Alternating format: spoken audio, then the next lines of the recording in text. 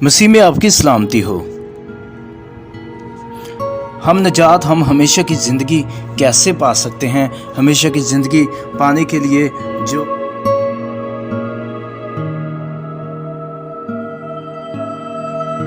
हमेशा की ज़िंदगी पाने के लिए अजीज़ो, हमेशा की ज़िंदगी का जो दरख्त है, हयात का जो दरख्त है, उससे फल खाना ज़रूरी है और उसके पास जाने के लिए पाकीज़गी की ज़रूरत है, रास्तबाजी के लिबास की ज़रूरत है और खुदा के हुक्म को मानने की ज़रूरत है। पैदाइश 2 बाब की 25वीं आयत मुक़द्दसा में जब खुदा ने आदम और उसकी बीवी को बनाया तो लिखा है, और आदम और उसकी बीवी दोनों नंगे थे और शर्माते न थे। क्यों शर्माते नहीं थे? क्योंकि रास्तबाजी के लिबास ने उनको ढांक के रखा हुआ था। तो उसके बाद 3 बाब की 10वीं आयत में उसने कहा, मैंने बाग में तेरी आवाज़ सुनी ए खुदा, और मैं डर गया क्योंकि मैं नंगा था और मैंने अपने आप को छुपाया। तो जब खुदा ने इंसान को बनाया था तो खुदा ने उसको सरासर पाक बनाया था और बाग एदन के अंदर उस हयात के दरख्त के पास खुदा ने उसको रखा था। यहाँ पर ज़िंदगी का दरख्त था, वहाँ पर खुदा ने इसको रखा था और खुदा ने हुक्म दिया था कि इसको मानना है और जो है जिस रोज़ तूने इस दरख्त में से जो उसके बीच में है तूने खाया सो तू मरा, यानी जब खुदा के हुक्म को तोड़ देगा तो तू मर जाएगा।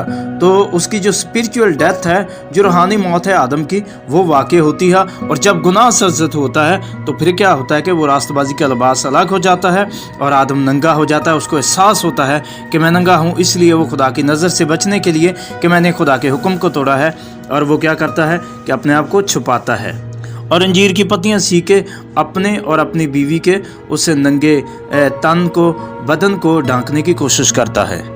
फिर ये खुदा की अजीम मोहब्बत और खुदा का मंसूबा था। खुदा ने आदम और उसकी बीवी के वास्ते चमड़े के 2 कुर्ते बनाए और उनको पहनवाए और बाग एदन से खुदा ने अपनी हुजूरी से उसको बाहर कर दिया, क्योंकि खुदा की आंखें सरासर पाक हैं और खुदा की निगाह पाक है, इसलिए वो बदी को देख नहीं सकता। सो बाग एदन के अंदर बदी हुई, गुनाह हुआ और खुदा ने इसको जो है बाग एदन से आदम को बाहर कर दिया।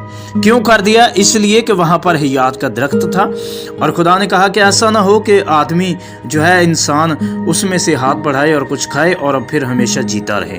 तो हमेशा जीने के लिए खुदा के हुक्मों पर अमल करना और ज़िंदगी के दरख्त में से खाना, जो रास्तबाजी का लिबास पहन कर उसके पास जा सकते हैं, ये ज़रूरी है। अब पहला असूल जो रास्तबाजी का लिबास है, तो वो फिर किस तरह मिलता है? देखें, मुक़द्दस लूका की अंजील और उसके 24वें बाब की 49 आयत में लिखा है, और देखो जिसका मेरे बाप ने वादा किया है मैं उसको तुम पर नाज़िल करूँगा, लेकिन जब तक आलम बाला से तुम्हें कुव्वत का लिबास ना मिले इस शहर में ठहरे रहो। सो खुदा में यीशु मसीह ने उनको ये कहा था कि जब तक तुम्हें रास्तबाजी का लिबास ना मिले तुम इस शहर में ठहरे रहो। तो जब खुदा में यीशु मसीह की मौत में शामिल होते हैं, खुदा में यीशु मसीह की मौत में जब हम शामिल होते हैं, जब उसकी मौत में मरते हैं, तो फिर उसके साथ ऐसे ही ज़िंदा किए जाते हैं, नए मखलूक बनते हैं। जैसे खुदा में यीशु मसीह को खुदा बाप ने मुर्दों में से ज़िंदा किया, जलाया, इसी तरह फिर हम भी बपतिस्मा के ज़रिए खुदा में यीशु मसीह की मौत में शामिल होकर उसके साथ जी उठते हैं। देखिए रोमियो 6 बाब और उसकी 3री आयत में, क्या तुम नहीं जानते कि हम जितनों ने मसीह में शामिल होने का बपतिस्मा लिया तो उसकी मौत में शामिल होने का बपतिस्मा लिया। बस मौत से शामिल होने के बपतिस्मा के वसीला से हम उसके साथ दफन हुए, ताकि जिस तरह मसीह बाप के जलाल के वसीला से मुर्दों में से जलाया गया, इसी तरह हम भी नई जिंदगी में चले। तो रास्तबाजी का लिबास लेने के लिए मसीह में मरना ज़रूर है, ताकि गैर फानी तुख्म से पैदा होकर, पाक होकर, खुदा बाप से वो रास्तबाजी का लिबास जिसका उसने वादा किया, जो बाग एदन से आदम से उठ गया था गुनाह की वजह से, वो फिर हमें वापस मिलता है। यीशु मसीह के पास जब हम आते हैं, उसकी मौत में शामिल होकर नए मखलूक बनते हैं, गैर फानी तुख्म से पैदा होते हैं, तो फिर वही रास्तबाजी का लिबास वापस हमें मिलता है जो बाग एदन से जुदा हो गया था। पैदाइश 23 बाब की 22वीं आयत में, अब कहीं ऐसा ना हो कि वो अपना हाथ बढ़ाए और हयात के दरख्त से भी कुछ लेकर खाए और हमेशा जीता रहे।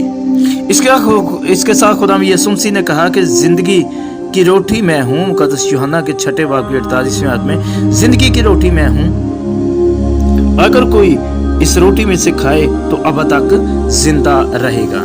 या हयात का जो दरख्त है, ज़िंदगी का जो दरख्त है, उससे खाने की ज़रूरत है, और वो है खुदावंद यीशु मसीह के साथ पाक इशा, जो खुदावंद यीशु मसीह का बदन है। और खुदावंद यीशु मसीह का इसके साथ वादा है कि जो मेरा बदन खाए और मेरा खून पिए, उसके अंदर हमेशा की ज़िंदगी है, और मैं फिर उसे आखिरी दिन ज़िंदा करूँगा, यानी क़यामत के दिन उसे ज़िंदा करूँगा। क़यामत का मतलब नेस्त करना, नबूद करना नहीं है, बल्कि क़यामत का मतलब है खड़े हो जाना, उठ खड़े होना। तो इसलिए खुदावंद कहते हैं जैसे आखिरी नरसिंगा फूंका जाता है तो वो आदमी जो है वो भी उठ खड़ा होगा ताकि आसमान पर उठा लिया जाए। मुकद्दस मत्ती रसूल का इंजील में 28वें बाब की 18 से 20 आयत तक लिखा है, और उनको ये हुक्म दो कि उन बातों सब बातों पर अमल करें जिनका मैंने तुमको हुक्म दिया है। तो पहले खुदावंद यीशु मसीह की मौत में शामिल होना है और उसके जो है बदन में से लेना है,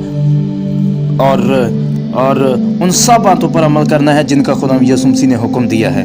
फिर इमाल की किताब पहले बाब की 2 आयत में लिखा है, उस दिन तक जिसमें वो उन रसूलों को जिन्हें उसने चुना था रूल कुछ के वसीला से हुक्म देकर ऊपर उठा लिया गया। यानी कि खुदा ने कहा कि खुदावंद यीशु मसीह ने कहा कि जो तुमने जो है मेरे हुक्मों को मानना है, मेरी मौत में शामिल होना है, और फिर जो है मेरे बदन में से खाना है ताकि मैं आखिरी दिन फिर तुम्हें जिंदा कर सकूं। क्योंकि जब तक आदम खुदा के हुक्म के ताबे रहा तो खुदा की कुर्बत में रहा, खुदा की हुजूरी में रहा।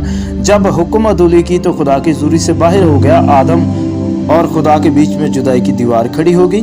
अब इसी तरह अगर कुव्वत का लिबास याद का दरख्त आसमानी रोटी के जरिए हुक्मों पर अमल करें, ताबे रहें उसके, तो इसी तरह खुदा की हुजूरी में जहाँ मसीह खुदावंद है वहाँ उसके साथ हमेशा हमेशा तक जो है रहेंगे। और पाक खुदा है, पाक की हुजूरी है, पाक खुदा की हुजूरी में पाक लोग ही जा सकते हैं। तो ये असूल हैं हमेशा की ज़िंदगी लेने के लिए, हासिल करने के लिए। मेरे चीज़ों अब टाइम बहुत नज़दीक है, इसलिए अपने आप को जांचें, अपने आप को परखें, मसीह की मौत में शामिल होकर उसके साथ जी उठने की जो है तैयारी करें, उसके साथ जी उठें, हमेशा की ज़िंदगी पाने के लिए उसके बदन में से खाएं, पाक इशा के साक्रामेंट को अपनी ज़िंदगी में असूल बनाएं और उसके हुक्मों पर अमल करें, ताकि खुदावंद का जैसे ही नरसिंगा फूंका जाता है तो आसमान पर हम उस ईमानदार कलीसिया के साथ उठाए जाएं। मसीह में आपकी सलामती हो, आमीन।